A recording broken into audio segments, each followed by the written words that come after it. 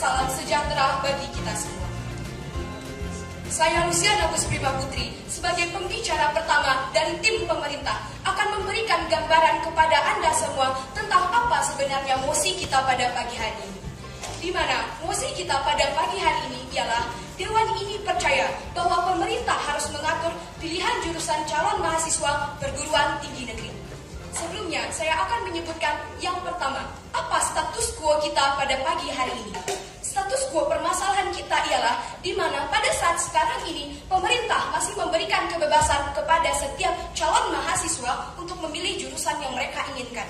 Yang kedua, apa latar belakang dari permasalahan kita pada pagi hari ini? Tentunya saja mosi ini ada karena adanya sebuah permasalahan yang terjadi dari sebuah kebebasan yang diberikan tersebut. Latar belakang yang kami lihat sebagai tim pemerintah ialah yang pertama, banyaknya mahasiswa yang kemudian menjadi seorang sarjana atau S1, di mana kita tahu bahwa banyak S1 di Indonesia yang masih menjadi pengangguran. Kemudian yang kedua, banyaknya lulusan daripada perguruan tinggi negeri tersebut yang masih bekerja tidak sesuai dengan passion mereka. Contohnya saja, dia merupakan seorang lulusan sarjana ekonomi, namun pada kenyataannya dia bekerja sebagai seseorang yang bekerja di perkantoran. Kemudian yang ketiga, masih banyaknya angka di mana mahasiswa tersebut di tengah perjalanan studinya tidak lagi ingin melanjutkan pendidikan karena merasa hal yang mereka pilih tidak lagi sesuai dengan keinginan mereka. Lalu mengapa hal tersebut muncul? Akan saya jelaskan dalam urgensi permasalahan saya. Lalu Dewan Juri yang terhormat serta hadirin yang berbahagia, mengapa hal ini menjadi sebuah hal yang urgensi untuk diselesaikan? Kita tahu bahwa pagi ini kita berbicara tentang pendidikan.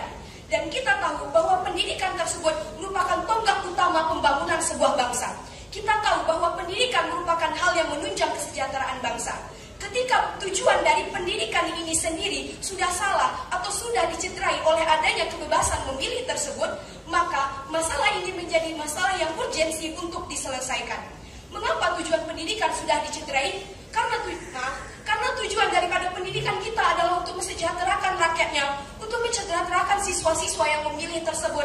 Namun, kita lihat faktanya bahwa pada kenyataannya mereka tidak sejahtera. Karena yang pertama, masih banyaknya pengangguran. Kemudian yang kedua, mereka melaksanakan pendidikan dan studi kemahasiswaan mereka, namun tidak sesuai dengan keinginan mereka. Yang ketiga, mereka bekerja pada akhirnya tidak sesuai pula dengan passion mereka. Lalu, kami akan memberikan penekanan. Kenapa masalah ini muncul? Yang pertama, kami akan memberikan karakterisasi terhadap calon mahasiswa. Calon mahasiswa yang dimaksud di sini adalah siswa SMA. Kita tahu bahwa siswa SMA masih berada dalam kondisi remaja. Dan kita tahu sebagai jati diri kita remaja, kita adalah orang yang bersifat labil. Belum terlalu sadar untuk menentukan pilihan yang tepat bagi diri kita. Sehingga ketidakpositifan dalam berpikir tersebut menjadikan kita sering tidak concern atau tidak sadar terhadap pilihan kita. Lalu mengapa kita sering tidak sadar? Yang kedua adalah sekolah belum terlalu terlibat untuk mengarahkan siswanya dalam memilih jurusan tersebut. Kita tahu memang sekarang sudah ada bimbingan konseling, namun pada fakta yang terjadi di lapangan, bimbingan konseling tersebut belum terlalu maksimal untuk mengarahkan siswanya dalam memilih jurusan.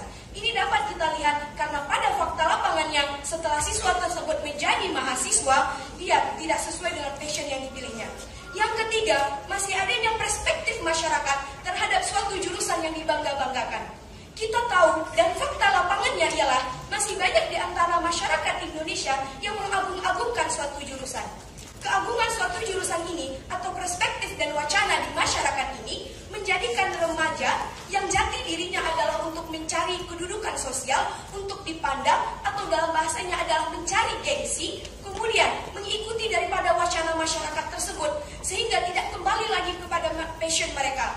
Malah mereka memilih sesuai dengan apa yang mampu membuat masyarakat memandang mereka sebagai status yang tinggi. Lalu yang ketiga, kami akan menggambarkan bagaimana proposal yang kami bawa dapat menjawab permasalahan kita pada pagi hari ini.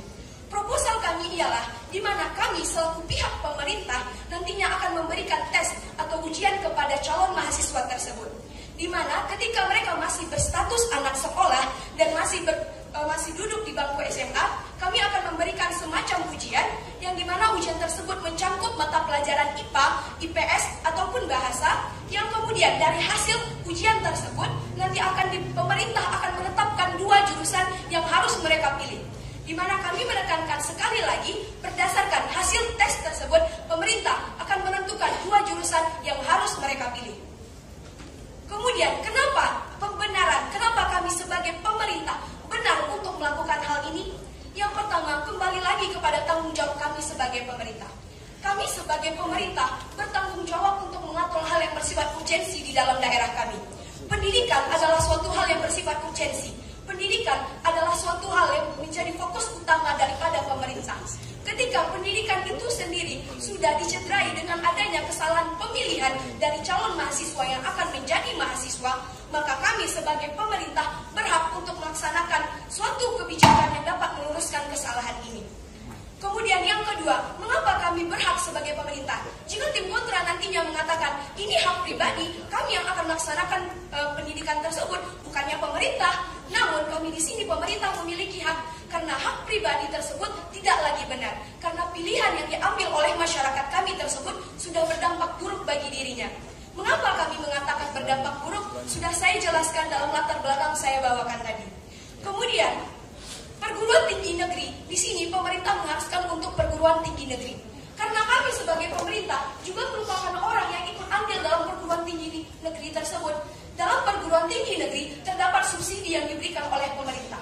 Maka kami sebagai pemerintah memiliki hak untuk menjamin bahwa orang yang kami subsidi, bahwa pihak yang kami bantu benar-benar melaksanakan sesuatu sesuai dengan passionnya. Benar-benar melaksanakan sesuatu yang nantinya benar-benar akan memberikan dampak positif terhadap apa yang telah dilakukannya.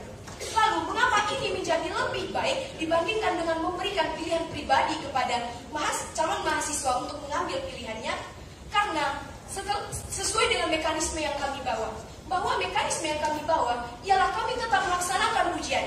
Maka dari sini terlihatlah di mana passion sebenarnya dari siswa tersebut. Bukan lagi berdasarkan